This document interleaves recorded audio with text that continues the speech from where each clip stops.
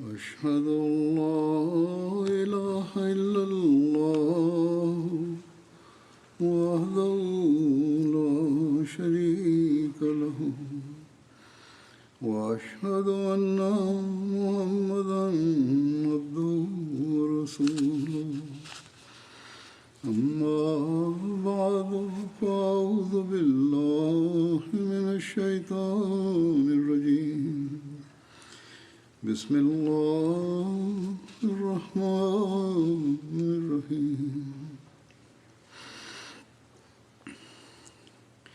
الحمد لله رب العالمين الرحمن الرحيم مالك يوم الدين إياك نعبد وإياك نستعين اهدنا الصراط المستقيم صراط الذين أنعمت عليهم غير المغضوب عليهم ولا الضالين. Dans le Saint-Coran, Allah l'exalté déclare « Inna Allaha ya'murukum an tu'addu al-amanati ila ahliha » En vérité, Allah vous commande de céder les charges à qui de droit.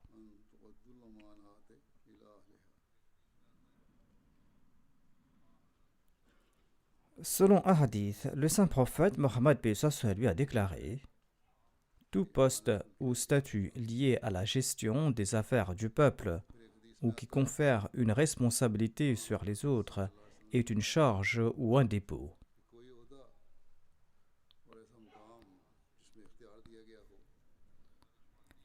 Ainsi, à cet égard, tout poste, toute responsabilité ou tout service confié à autrui au sein de la Nizam al-Jamaat est une amana, c'est-à-dire une charge ou un dépôt.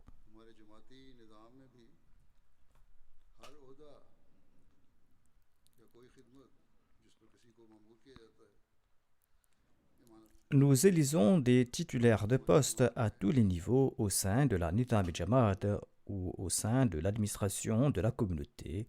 Nous élisons ces titulaires de poste du niveau local au niveau national. Il en est de même au niveau du siège. Des responsables sont également élus dans les organisations auxiliaires selon les mêmes principes. On nomme des responsables du niveau le plus bas jusqu'au niveau le plus élevé au sein de l'administration centrale ou au sein des organisations auxiliaires au sein de la Jamaat. Généralement, cela se fait par élection. Ainsi, Allah nous enjoint de choisir des personnes qui, à nos yeux, sont les plus aptes pour ce travail, des personnes qui pourront s'acquitter au mieux de leurs devoirs.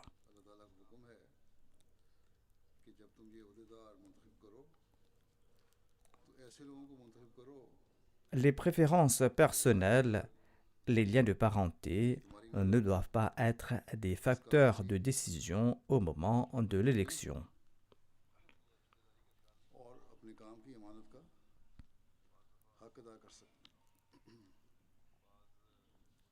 Parfois, certains responsables sont nommés directement par le siège ou par le calife.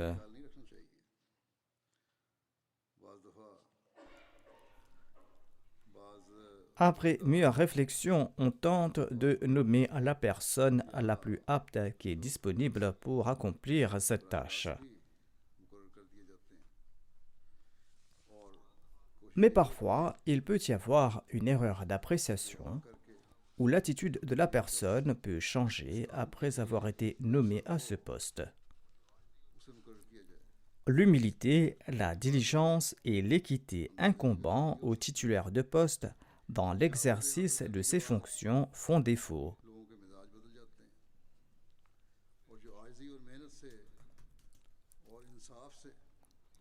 En pareil cas, la responsabilité des actes de cette personne lui incombera à lui seul et non pas à ceux qui l'ont élu.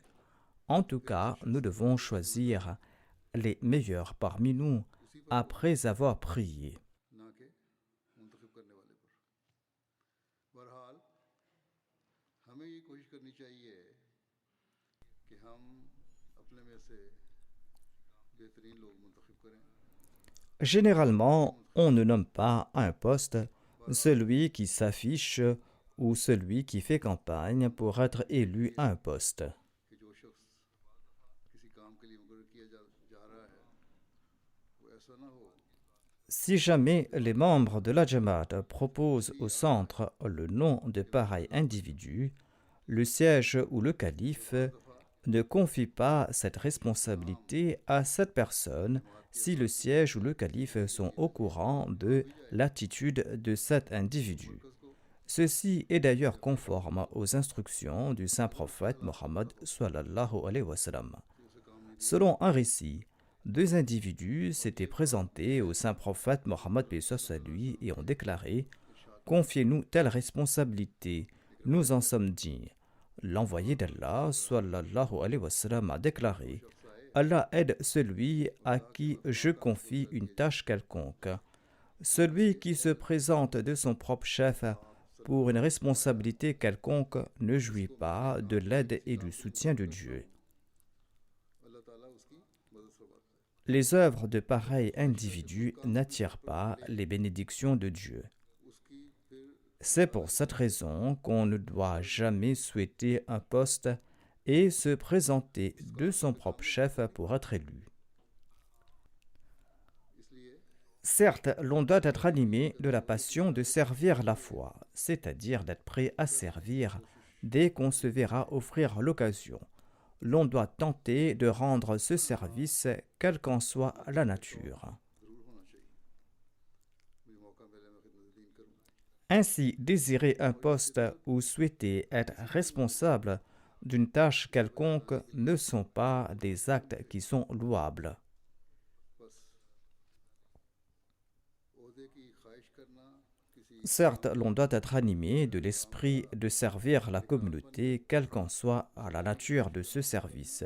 Ceci est souhaitable. पसंदीदा नहीं है। Les électeurs doivent également avoir en tête ces points. On doit avoir en tête les directives suivantes du Saint-Coran et les directives du Saint-Prophète Mohammed sallallahu alayhi wa sallam, c'est-à-dire de choisir la personne la plus apte pour un poste après avoir prié à cet égard. सल्लल्लाहु अलैहि वसल्लम के इरशाद को हमेशा सामने रखना चाहिए कि तुम्हारी नज़र में Deuxièmement, si un individu souhaite être élu à un poste quelconque, on doit l'en décourager au sein de la Nizam Jamaat, au sein de chaque instance, au sein de chaque session électorale. अगर कोई किसी ओहदे के लिए ख्वाहिश रखता हो Et les électeurs doivent exercer leur droit de vote en toute équité. Forum में उसकी हौसला शिकनी होनी चाहिए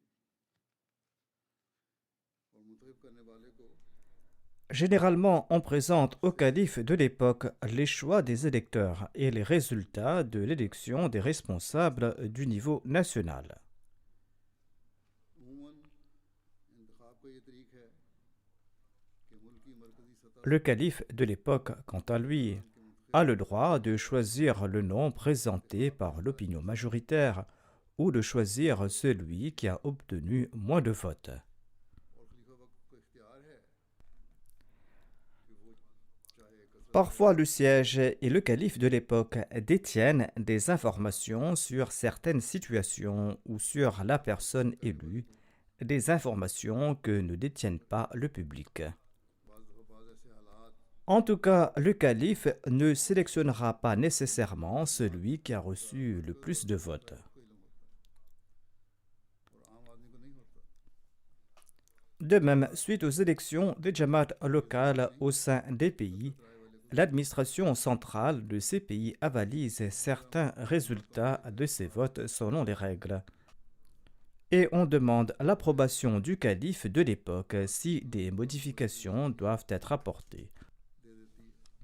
En tout cas, on s'évertue d'avoir de bons titulaires de poste dans la mesure du possible.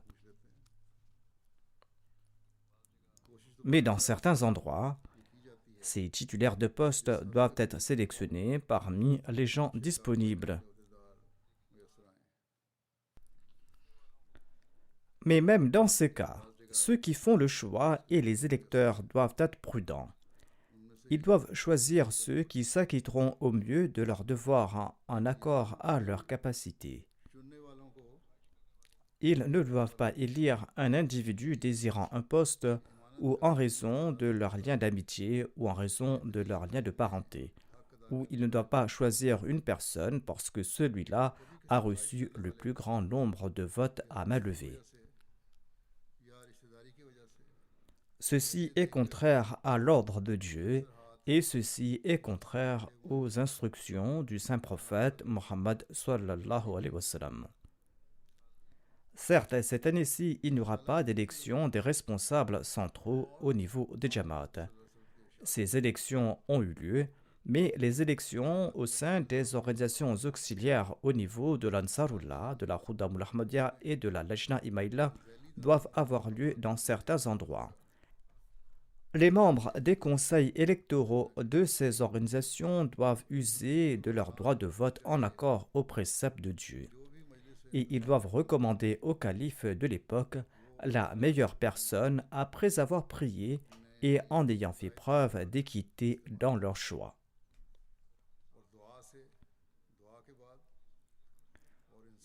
Si nous remplissons ce devoir en toute équité, notre rôle dans le progrès de la Jamaat sera positif. Et d'ailleurs, nous allons également mériter l'agrément d'Allah.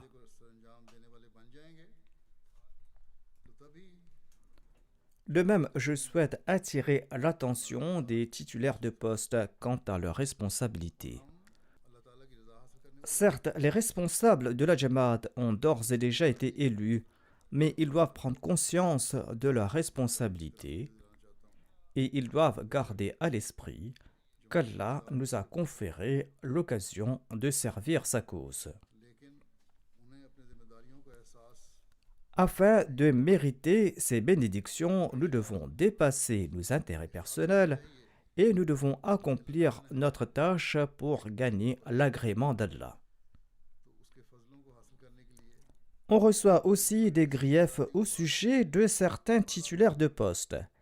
Ils ne sont pas humbles dans leur attitude et ils se comportent comme des personnalités extraordinaires après avoir été nommés à leur poste. Je ne dis pas qu'ils sont orgueilleux à outrance à l'instar de Pharaon, mais en tout cas, ils commencent à se croire importants. Pareille attitude de la part des titulaires de poste qui ont été nommés en particulier et qui sont également des Waqifin Zindagi sera tout à fait inacceptable. Certains Waqifin Zindagi ont été nommés secrétaires généraux et l'on se plaint de leur attitude des plus hautaines. Ils ne répondent même pas aux salutations. Ceux qui sont coupables de pareils comportements doivent se réformer et ils doivent s'incliner jusqu'au sol pour l'occasion qu'Allah leur a accordée de servir sa cause. Et ils doivent faire montre d'amour et d'affection à l'égard des grands et des petits. Vous avez été nommés pour servir les membres de la Jamaat et non pas pour les intimider en imposant votre autorité.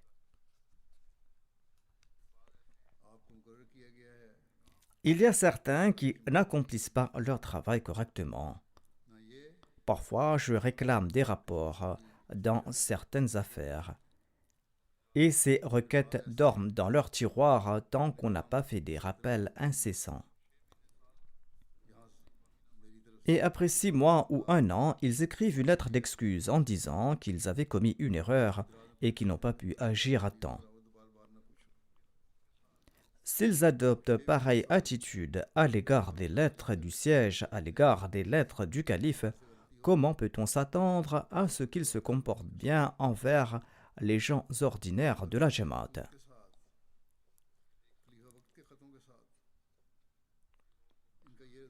Ceux qui sont coupables de pareille action doivent se réformer, sinon ils seront démis de leurs fonctions.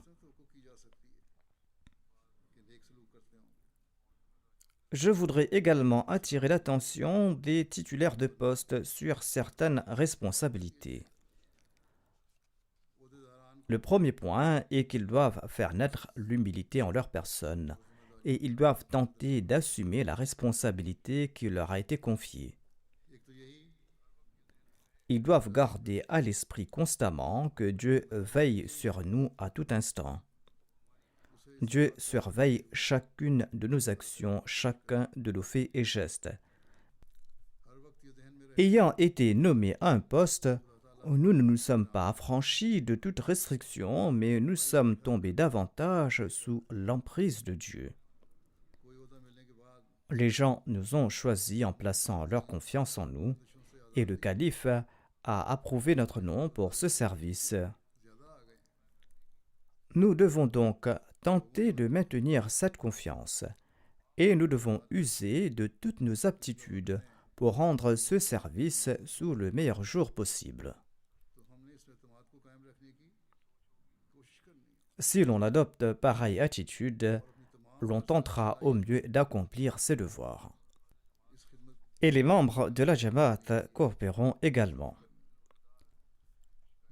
La plupart des titulaires de poste et les responsables se plaignent que les membres de la Jamaat ne les soutiennent pas dans certains départements. Bien sûr, il incombe aux membres de la Jamaat de coopérer avec ceux qu'ils ont choisis pour rendre ces services. Mais il incombe également aux titulaires de poste de présenter la meilleure exemplarité aux autres.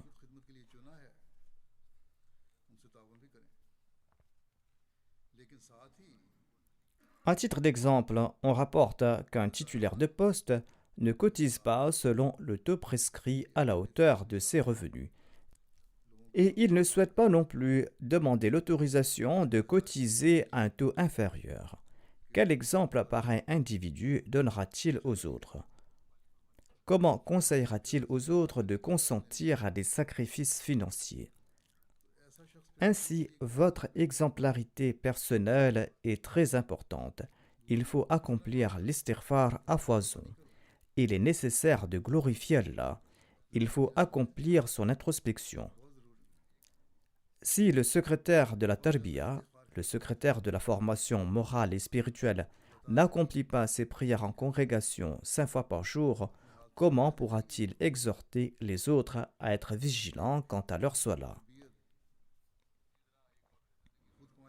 De même, si un waqf zindagi et un murabbi négligent ses prières nawafil, comment peut-il conseiller aux membres de la Jamaat d'être vigilants quant aux actes d'adoration?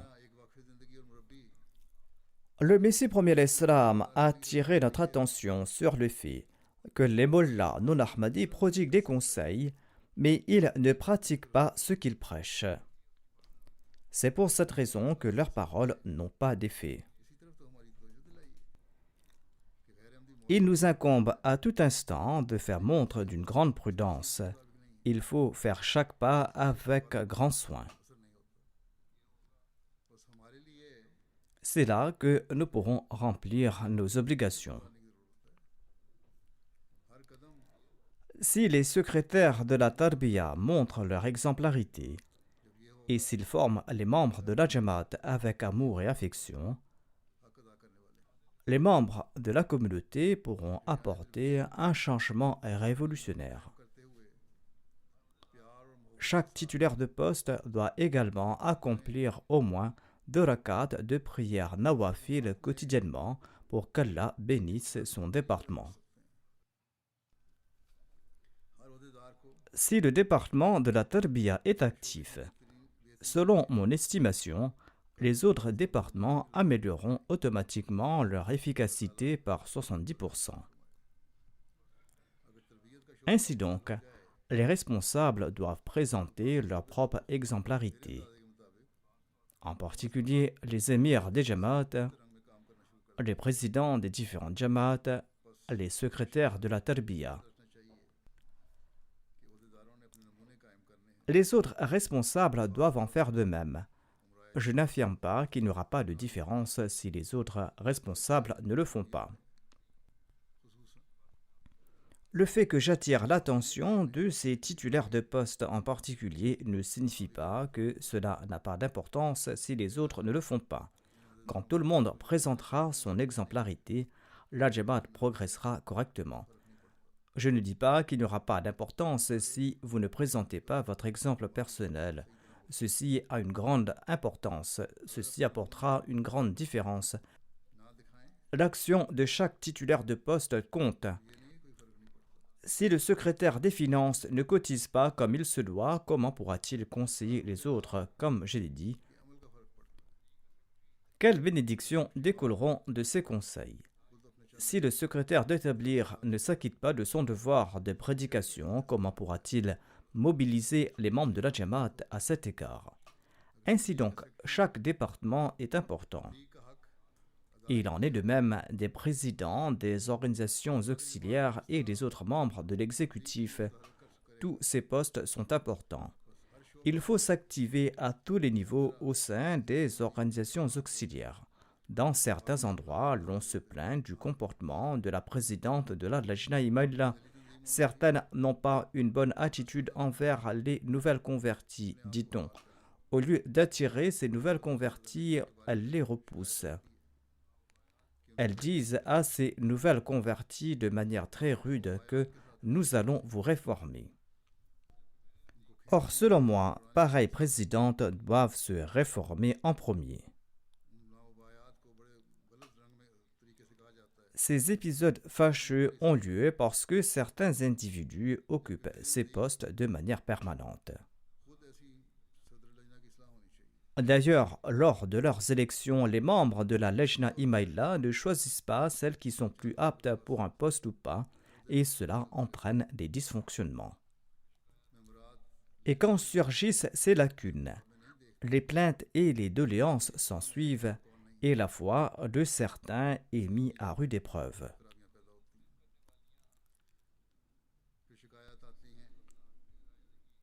Si les électrices n'exercent pas leur droit de vote équitablement et avec la crainte d'Allah au cœur, elles ne doivent pas se plaindre par la suite. Au moment des élections, si nous choisissons les personnes de confiance, ces plaintes cesseront, sinon nous ne pourrons pas nous réformer. Je dis aussi aux titulaires de poste qu'ils n'ont pas été nommés pour s'asseoir sur les estrades. Chaque titulaire de poste doit accomplir son devoir en tant qu'un simple travailleur. Une nouvelle convertie venue de l'extérieur présente lors de la dernière Jalsa Salana m'a relaté une de ses expériences qui l'a beaucoup frappée. Elle a relaté: j'ai vu que la présidente de la Lajna Imaillah servait aux côtés des filles pour maintenir la discipline lors de la Jalsa Salana. En tout cas, ce devoir incombait à la Sadar Lajna. Elle n'a pas accompli là une tâche extraordinaire. Si elle n'était pas là pour servir et si elle n'était pas en train de superviser l'organisation, elle sera tenue coupable. Si la présidente n'est pas de service ou si elle ne fait pas d'inspection, elle n'est pas en train de s'acquitter de ses devoirs. En tout cas, celles qui s'acquittent de leurs devoirs favorisent également la réforme des autres. Et on trouve des exemples chez les Lajna. Tous nos titulaires de poste doivent être animés de se dire du saint prophète Mohammed paix soit sur lui, notamment que le dirigeant de la nation en est le serviteur. De même, dans des circonstances ordinaires, il incombe à chaque titulaire de poste de nourrir une relation personnelle avec les membres de la Jamaat et de partager leurs moments de joie et leurs moments de peine. Faites comprendre à chaque membre de l'organisation de la Jamaat que la Jamaat est là pour faire naître de la sympathie les uns à l'égard des autres et pour que l'on puisse se soutenir les uns les autres, et non pas pour classer d'aucuns comme officiers ou d'autres comme subordonnés. La Nizam et Jamaat n'est pas là pour classer d'aucuns comme grands et d'autres comme petits. Nous sommes tous un, nous sommes tous unis, nous sommes tous frères et nous œuvrons tous à accomplir la mission du Messie premier alayhi salam selon nos aptitudes. Ceci est l'attitude qui embellira l'organisation de la Jamaat, qui va embellir la Nizam Jamaat. Ceci est l'attitude qui pourra également nous rapprocher de la personne d'Allah. Nous allons encourir le mécontentement d'Allah si nous n'adoptons pas cette attitude et si nous allons agir contre elle. Maqil bin Yasar rapporte ceci dans un hadith. Il a déclaré: j'ai entendu le saint prophète Mohammed sallallahu alayhi wa sallam déclarer: après la mort, Allah interdira le paradis à celui qu'Allah a rendu responsable du peuple, mais qui ne remplit pas son devoir à cet égard et qui néglige le bien-être du peuple. Cette personne-là ne méritera pas le paradis. C'est là un avertissement terrible, il y a de quoi s'alarmer et s'inquiéter grandement. Selon un autre récit, le saint prophète Mohammed lui a déclaré: chacun des vôtres est un surveillant et vous serez interrogé sur vos sujets. Il s'agit d'un très long récit. On trouve mention d'autres surveillants ici, mais j'évoque ceux qui nous intéressent dans notre contexte. Le saint prophète Mohammed lui, l'émir est un superviseur, il est un gardien. Ceci inclut également les titulaires de poste. Ils sont des surveillants et ils seront interrogés sur leurs sujets. Les sujets ici ne sont pas les gouvernés, il s'agit de ceux dont on a la responsabilité d'aider, dont on a la responsabilité de réformer et d'améliorer la conduite.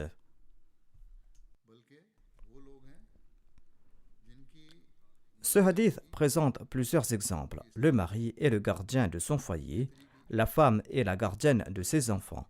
Ils n'ont pas été nommés gardiens pour gouverner, mais pour favoriser la formation morale et spirituelle de leurs proches, pour améliorer leurs conditions, pour répondre à leurs besoins. S'ils ne remplissent pas cette responsabilité, le paradis leur est interdit, selon les dires du saint prophète Mohammed sallallahu alayhi wa sallam. À cet égard, si ceux qui ont été nommés superviseurs et titulaires de poste n'exécutent pas correctement leur travail, s'ils n'accomplissent pas leur devoir correctement et s'ils se posent en soi-disant représentants du califat dans leur région, eh bien ils vont ternir l'image du calife et ils vont rendre le calife coupable en raison de leurs actions.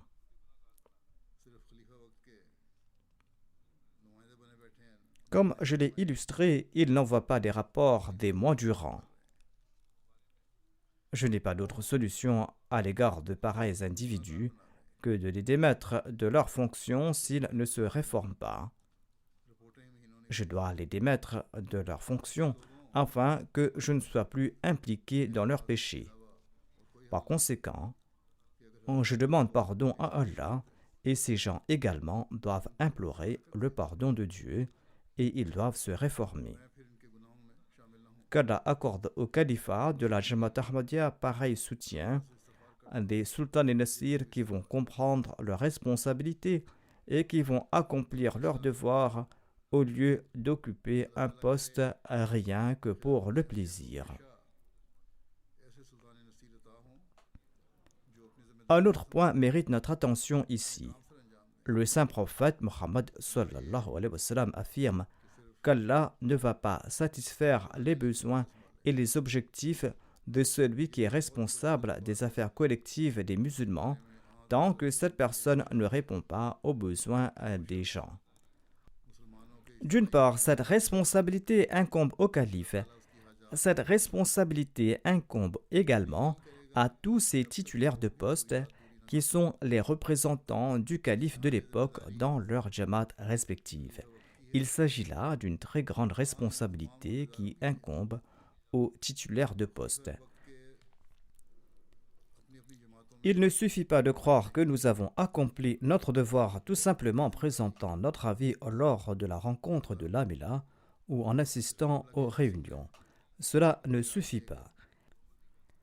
Il est très important de planifier tout ce qui favorisera le mieux-être des membres et de mettre en œuvre ces plans.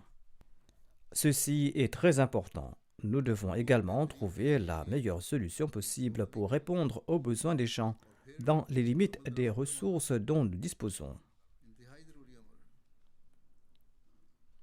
और जो वसाइल हमारे पास हैं उसके अंदर रहते हुए जो बेहतरीन हल लोगों की Au ज़रूरत sein de la Jamaat, हो सकता है il existe le département des affaires publiques ou de l'Umur-e-Amma ou le département de l'industrie et du commerce. Ces départements sont là pour répondre aux besoins matériels des gens. Ces départements sont également présents dans les organisations auxiliaires. Ils doivent tous jouer leur rôle, un rôle actif à cet égard. Bien sûr, nous ne disposons pas de grandes ressources, mais le meilleur usage de ce dont nous disposons après une bonne planification pourra aider un grand nombre. Un département qui est un défi pour presque toutes les Jamaat est le département des affaires matrimoniales. Ce département nécessite une planification approfondie. L'organisation de la Jamaat centrale et l'organisation des instances auxiliaires doivent travailler de concert à cet égard. Encore une fois, il faut rendre très actif le département de la Tarbiya, de la Jamaat et des organisations auxiliaires. Ainsi donc, encore une fois, tout retourne vers le même département de la réforme morale et spirituelle. Si nos jeunes ont été correctement formés moralement et religieusement, nous garderons à l'esprit cette parole du saint prophète Mohammed lui, qui nous enjoint d'accorder la priorité à la fois en matière de mariage sur la richesse, la lignée familiale ou la beauté. Si la foi est notre priorité, et les jeunes hommes et les jeunes femmes vont préférer améliorer leurs conditions religieuses et vont préférer se lier à Dieu, et c'est ainsi que nous pourrons protéger nos générations futures. Sinon, il est très difficile aujourd'hui d'éviter les pièges du Dajjal par des efforts ordinaires. Une planification très poussée est nécessaire à cet égard. Ainsi donc, tout titulaire de poste doit tout d'abord réformer son propre foyer. Ensuite, il faudra, au sein de la Jamaat, veiller à ce que notre promesse de préférer à la fois à ce monde ne soit pas que l'être morte, mais que chacun des nôtres en soit l'image pratique. C'est à ce prix que nous pourrons combattre le Dajjal et c'est à ce prix que nous pourrons sauver les générations futures. Et c'est là que nous pourrons également protéger nos engagements, c'est là que nous pourrons nous acquitter de nos devoirs à l'égard de nos engagements, et c'est là également que nous pourrons remplir nos obligations. Par conséquent, les comités nationaux et locaux de toutes les Jamaat du monde entier, ainsi que les comités des organisations auxiliaires doivent réfléchir profondément à ce propos et proposer un plan d'action, un plan afin de pouvoir nous acquitter de nos devoirs. J'ai cité l'exemple du département Umur-e-Amma ou le département des affaires publiques ou générales. Le département des affaires publiques ou l'Umur-e-Amma est également considéré comme très important au sein de notre communauté. En effet, ce département est très important. Mais généralement, on a l'impression que la mission de ce département est de faire punir les gens ou d'émettre des avertissements sévères. Ceux qui travaillent dans ce département partout dans le monde doivent savoir que leur tâche ne se limite pas qu'à cela. Ceci fait partie certes de leur mandat, mais en tout cas, leur travail n'est certainement pas d'émettre des avertissements sévères. Ceci est le cas uniquement quand la situation atteint un seuil extrême, quand une sanction est recommandée et qu'il n'y a pas d'autre solution. Encore une fois, je dirais que si le département de la Tarbiya est actif, cela va résoudre de nombreux problèmes du département des affaires publiques, des problèmes qui sont liés aux querelles et aux différends entre les membres de la Jamaat ou à l'implication des membres dans des activités blâmables. Si le département de la Tarbiya est actif, eh bien on pourra résoudre nombre de problèmes. Par exemple, quand des opposants tentent de créer de la frustration au sein de la Jamaat par un moyen ou un autre, ou par l'entremise de ceux qui sont faibles dans leur foi. Parfois, le département de la Tarbiya a tenté d'établir une relation spéciale avec les membres de la Jamaat, et ceci a permis de dissiper les griefs de certains et leurs doutes sur la Jamaat, et d'autre part, ceux qui sont concernés ont respecté les décisions de la Jamaat.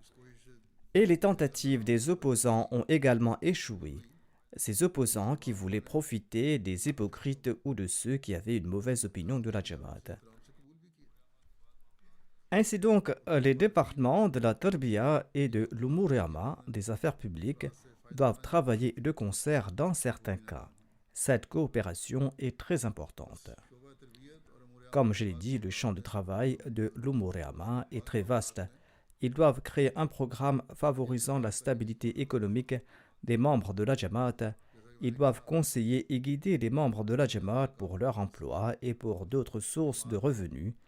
Ce département doit aussi servir les membres. Les membres de ce département doivent conseiller avec amour et affection les membres de la communauté afin de mettre fin au conflit. Et ils ont d'autres responsabilités. Mais dans tous les cas, le département de l'Umur Amma ne peut s'immiscer dans les litiges traités par l'Aqada, par l'instance médiatrice de la communauté, ou rendre des verdicts. Oui, le département de l'Umur Amma a pour tâche de faire appliquer les décisions de l'Aqada, de l'instance médiatrice. Mais si après le verdict de l'Aqada, un des concernés ne s'y conforme pas, il incombe au département de l'Umur Amma de lui expliquer qu'il va ruiner sa foi en n'appliquant pas ce verdict. Il doit lui expliquer qu'il va ruiner sa condition spirituelle pour des avantages mondains médiocres. Et de telles personnes perdent également mon temps et ils m'écrivent encore et encore alors qu'ils ont tort. Beaucoup comprennent si on leur explique cela.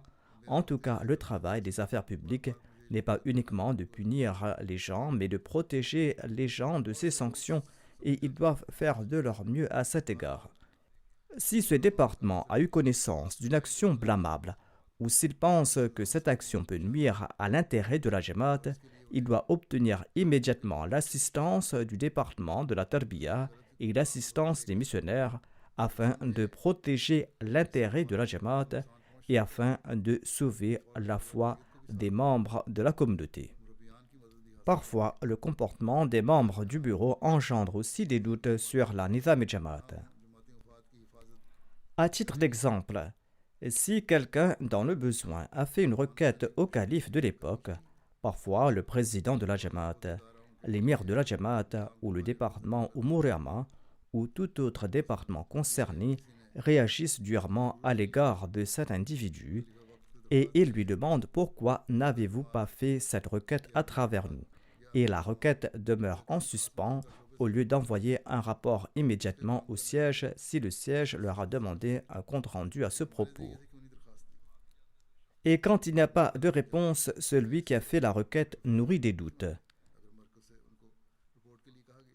Ceux qui m'écrivent directement en particulier pensent que leurs requêtes ne me sont pas parvenus en raison d'une longue période d'inactivité. Et les gens pensent que leur demande n'est pas parvenue au calife. Il y a aussi de telles situations. D'une part, les responsables demandent aux intéressés pourquoi ils n'ont pas fait leur requête par leur intermédiaire et d'autre part, étant donné qu'on n'est pas passé par l'intermédiaire de ces responsables, ces derniers laissent traîner l'affaire et les concernés ont des doutes sur le calife de l'époque et sur son bureau. Or, cela est fourvoiement car toutes les lettres parviennent jusqu'ici. Toute lettre arrive ici et toute lettre qui parvient ici est ouverte et lue. Aucune lettre n'est bloquée et chaque type de demande est envoyé à la Jamaat concernée pour un compte-rendu. Quoi qu'il en soit, je dois vous informer, les membres de la Jamaat, que toute lettre qu'ils envoient ici est ouverte, toute lettre est lue et toute lettre est traitée. C'est le département de la Jamaat concerné qui tarde à y répondre. Pareils responsables doivent vivre dans l'inquiétude, car leurs actions peuvent creuser un écart entre les membres de la Jamaat et le calife. Et cela peut engendrer des doutes concernant la Nizam Jamaat. Ainsi, le titulaire de poste concerné devient un pécheur. En jouant avec la foi d'un autre, il se fait pécheur. Pareils individus doivent s'inquiéter. Tout membre du bureau doit comprendre ce point, et en particulier ceux qui sont chargés de s'occuper des besoins de la Jamaat. Si ces responsables-là font preuve de paresse dans leurs tâches, et s'ils ne s'acquittent pas de leurs devoirs envers les membres, non seulement sont-ils en train de trahir leur confiance, mais ils tomberont également sous le coup de la colère de Dieu. Le saint prophète Mohammed lui a déclaré dans un hadith: Allah fermera au ciel la porte subvenant aux besoins de tout imam, c'est-à-dire aux besoins de tout titulaire de poste qui garde sa porte fermée aux nécessiteux et aux indigents. Ainsi donc, si un titulaire de poste ou si un de ses employés de bureau est animé de pareilles attitudes, ils doivent répondre à la hâte aux besoins des gens avec la crainte d'Allah au cœur, ou au moins envoyer leur rapport au plus vite. C'est le siège qui va décider jusqu'à quel point subvenir aux besoins de cette personne. Mais ne pas répondre à la personne et jeter son application dans un coin est un très grand crime. Nous devons tenter de mériter le plaisir d'Allah dans la mesure du possible. Nous devons nous concentrer sur chaque bonne œuvre. Le saint prophète Mohammed a déclaré: où que vous soyez, adoptez la taqwa d'Allah. Si vous avez commis une mauvaise action, tentez d'accomplir une bonne œuvre par la suite. Cette bonne action éliminera le mal et traitez les gens avec bienveillance et gentillesse. Selon un autre récit, l'envoyé d'Allah sallallahu alayhi wa sallam avait envoyé Abu Moussa et Mu'adh bin Jabal comme gouverneurs de 2 régions distinctes du Yémen, et il leur a conseillé ceci: créez de la facilité pour les gens et non des difficultés, répandez l'amour et le bonheur, et ne laissez pas la haine s'épanouir. Ces conseils doivent être le principe directeur de tout titulaire de poste qui a une grande interaction avec les membres de la communauté. C'est par ce moyen que les titulaires de poste et les membres du bureau pourront remplir leur service à l'égard des membres de la Jamaat. C'est ainsi qu'ils pourront également jouer un rôle dans la protection de leur foi et dans le maintien de l'unité au sein de la Jamaat. Et c'est ainsi qu'ils pourront accomplir leurs devoirs.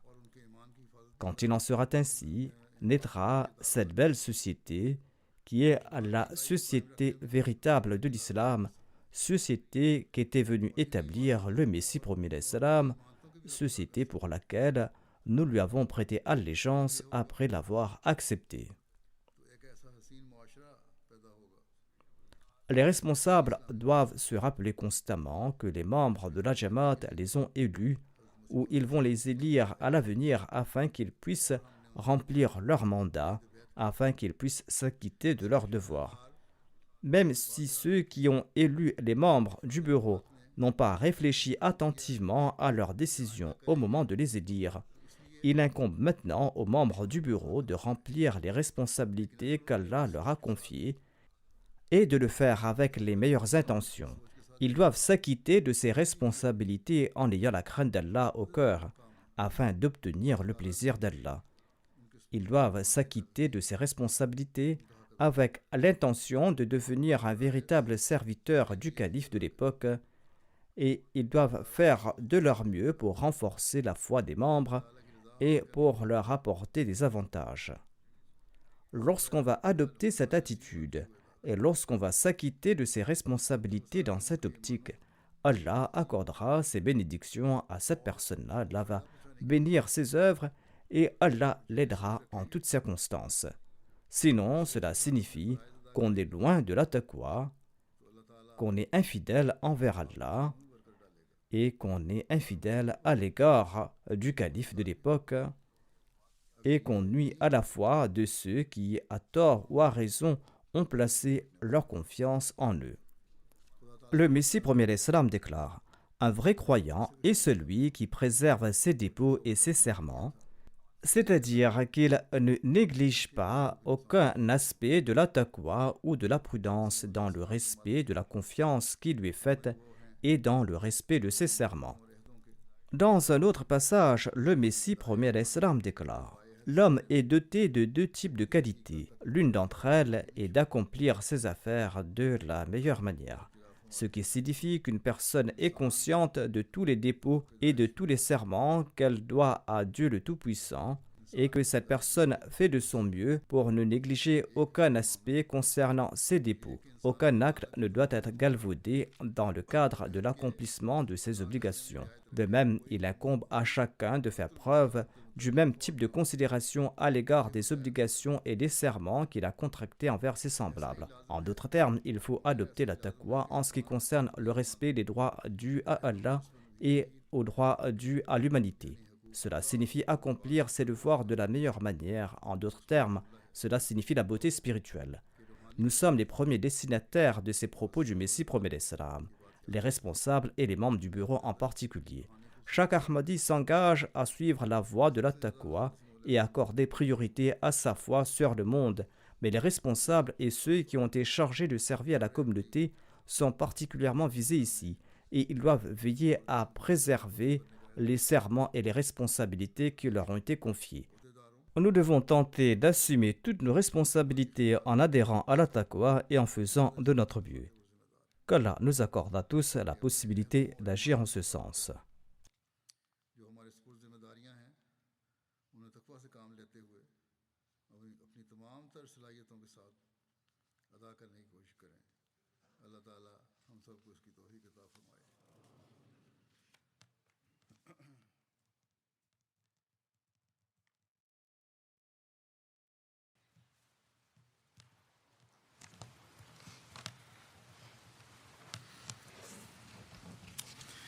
الحمد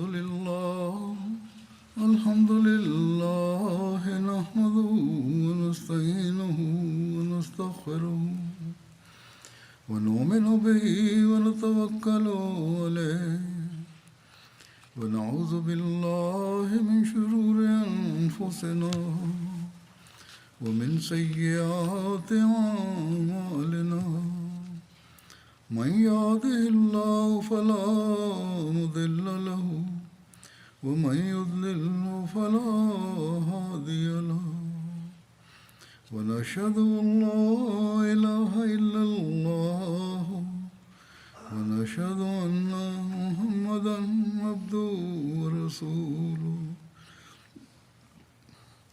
عباد الله رحمكم الله إن الله يأمر بالعدل والإحسان وإيتاء ذي القربى وينهى عن الفحشاء والمنكر والبغي يعظكم لعلكم تذكرون اذكروا الله يذكركم وادعوه يستجب لكم ولذكر الله أكبر